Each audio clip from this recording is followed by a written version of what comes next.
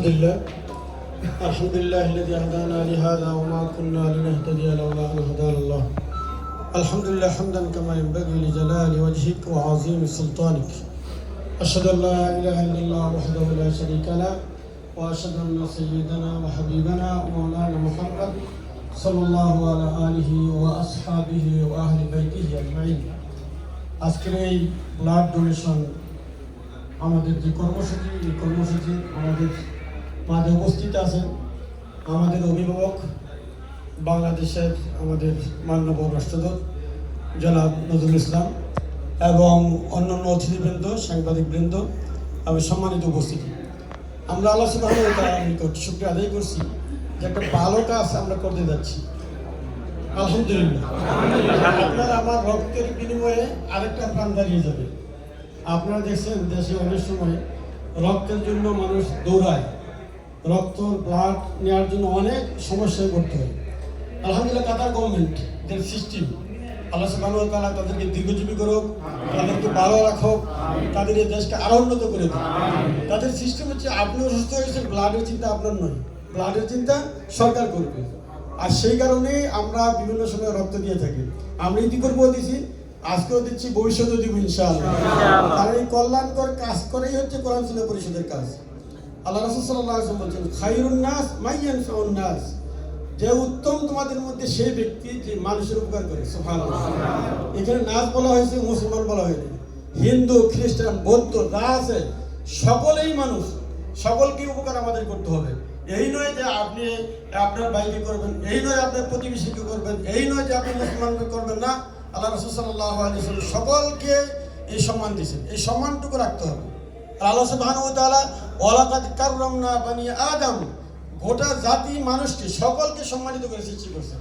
আল্লাহ সম্মানিত করছে, আপনিও সম্মানিত করেন না।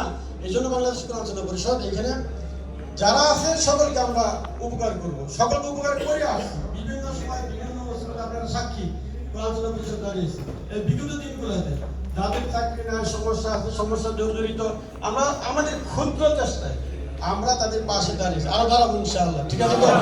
আমাদের কাজে এগুলো সকল সময় আমাদের লক্ষ্য রাখতে হবে। আমাদের লক্ষ্য উদ্দেশ্য হচ্ছে যে আপনার জীবন কোনো মানুষকে যদি উপকার করতে নাও পারেন কারো ক্ষতি করবেন না, এটা হচ্ছে ইসলাম। কিন্তু অনেক সময় দেখেন আমরা হাসাদ করি, হিংসা করি, বিদ্বেষ করি, গীবত করি, এগুলো করে মানুষের ক্ষতি করি না, এগুলো আমরা করবো না। বাংলাদেশ কোরআন সুন্নাহ পরিষদ এই কাতারের মধ্যে এই কাজগুলোই করে। এবং সবচেয়ে বড় কাজ যেটা করে আমাদের শিক্ষা ব্যবস্থার ত্রুটির কারণে যারা স্কুল কলেজে পড়ছেন কোরআন হাদিস পড়ার সাথে সম্পৃক্ত হতে পারে না, মানে শিক্ষার কারণে বাংলাদেশ কোরআন সুন্নাহ পরিষদ এখানে মানুষদের কোরআন শেখায়, দিন শেখায়, ইসলাম শেখায়। যেই কোরআনটা শুধু আমি একজন আলেম আমার জন্য পাঠাই নাই, যারা জেনারেল শিক্ষক তাদের জন্য পাঠাইছেন। আল্লাহ সুবহানাহু ওয়া তাআলা এই মেসেজটা সকলের জন্য। এই জন্য বাংলাদেশ কোরআন সুন্নাহ পরিষদ এখানে যে মৌলিক কাজ করে সেটা হচ্ছে কোরআন শেখায়, নামাজি বানায়। আমাদের সমাজে অনেকেই নামাজ পড়ে না, কিন্তু আল্লাহ রাসূল সাল্লাল্লাহু আলাইহি ওয়াসাল্লাম বলছেন আউয়ালু ইউহাসিবু ইয়াউমুল কিয়ামাহ সালাহ, প্রথম যে হিসাবটা নেওয়া হবে সেটা হচ্ছে নামাজ। নামাজ নাই, আল্লাহ রাসূল বলছেন রুদ্দাত সাইয়্যু আমালিহি, তার সকল আমল ফিরিয়ে দেওয়া হবে। হজ করছেন, যাকাত দিয়েছেন, লাভ হবে না নামাজ ছাড়া। এই নামাজটা আমরা শিখাই, এই কাজগুলি আমাদের করে থাকি। তা আমি আর লম্বা কথা বলবো না, স্যার আমাদের কিছু শোনাবেন। তা আমরা সকল সময় মানুষের উপকার করবো, দেশের উপকার করবো। এই যে দেখছেন ডাক্তার শফিকুর রহমান, তিনি কিন্তু বিভিন্ন সাহায্য সহযোগিতার ক্ষেত্রে কোনো যে ওনার দলের যে ওনার নিকট এটা দেখেন নেই, তিনি ছুটে গেছেন বিভিন্ন জায়গায়, বিভিন্ন বন্যা দুর্গত এলাকায়, বিভিন্ন আপনার আগুন লাগছে হিন্দুদের, ওখানে কিন্তু রয়েছেন। এটি হচ্ছে ইসলাম। তিনি একজন মানে জেনারেল শিক্ষিত হওয়ার পরে এই ভুলটা কিন্তু ওনার আছে, আমরা কিন্তু এই ভুলটা নিব ইনশাআল্লাহ। ঠিক আছে তো? আজকে থেকে আমরা শপথ নিব, যখন যেখানে মানুষ মুসিবতে পড়বে সেখানে আপনি দাঁড়াবেন।